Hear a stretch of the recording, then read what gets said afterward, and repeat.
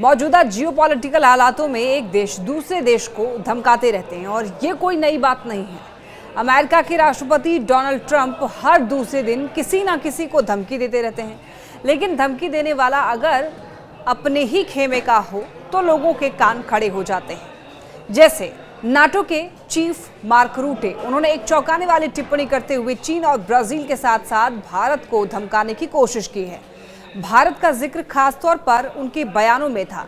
NATO महासचिव mark रूटे ने बुधवार को भारत, चीन और ब्राजील को चेतावनी जारी की। उन्होंने धमकी दी कि अगर वो रूस के साथ व्यापार करना जारी रखते हैं, खासकर तेल और गैस के क्षेत्र में, तो उन पर 100% सेकेंडरी प्रतिबंध लगाए जाएंगे।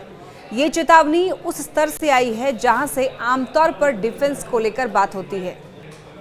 एक्सपर्ट्स का ये कहना है कि भारत जैसे गैर नाटो देश को इस तरह की चेतावनी देकर मार्क रूटे ने डिप्लोमेटिक सीमा लांघ डाली है, खासकर उस वक्त जब खुद यूरोप आर्थिक संकटों में फंसा हुआ है। अमेरिका के सीनेटर्स के साथ बैठक के बाद में बोलते हुए मार्क रूटे ने तीनों देशों से रूसी राष्ट्रपति व्लादिमीर पुतिन पर 50 दिनों के भीतर यूक्रेन के साथ शांति वार्ता के लिए दबाव डालने का आग्रह किया। उन्होंने अमेरिकी राष्ट्रपति डोनाल्ड ट्रंप की रूस से कारोबार करने वाले देशों पर कड़े टैरिफ लगाने की धमकी को दोहराया और रूटे ने यह कहा कि अगर आप अभी बीजिंग, दिल्ली या फिर ब्राजील के राष्ट्रपति हैं तो आपको इस पर गौर करना चाहिए, क्योंकि ये आपको बहुत नुकसान पहुंचा सकता है। नाटो महासचिव के बयान पर भारत की तरफ से कड़ी प्रतिक्रियाएं दी गई हैं। कई इंटरनेशनल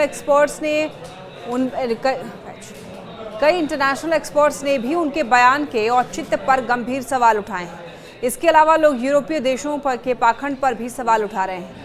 भारत देखिए साल 2022 से ही डिस्काउंट पर तेल खरीद रहा है और वो भी अपनी ऊर्जा सुरक्षा के लिए, लेकिन यूरोपीय देश जो है वो सालों से रूसी तेल और गैस पर निर्भर रहे हैं। यूक्रेन युद्ध के बाद भी यूरोप ने रूस से तेल और गैस खरीदना जारी रखा है।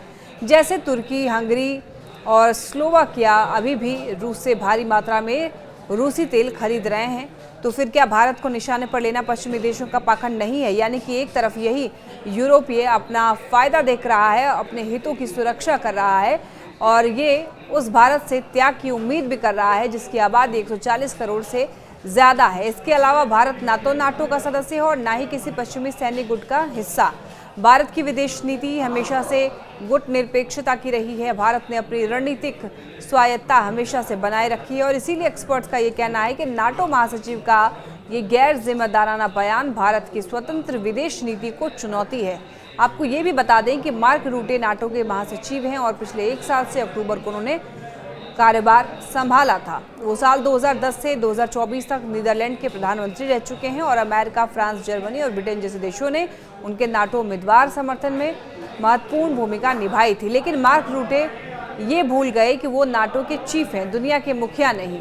उन्होंने डोनाल्ड ट्रंप की भाषा दोहराई है, जिन्होंने ब्रिक्स को एंटी अमेरिका करार दिया हुआ है। और इसके अलावा देखिए ट्रंप ने पिछले कुछ महीने में यूरोप को लेकर के जो रुख अपनाया है, उसे देखते हुए मार्क रूटे के बयान को अमेरिका के आगे यूरोप का सरेंडर ही माना जाएगा। ट्रंप ने यूरोप पर टैरिफ लगाए हैं, नाटो को ज़्यादा फंड देने के लिए कहा गया है और ये भी यहाँ तक कि यूरोप से उन्होंने अपनी सुरक्षा खुद करने के लिए कह दिया है।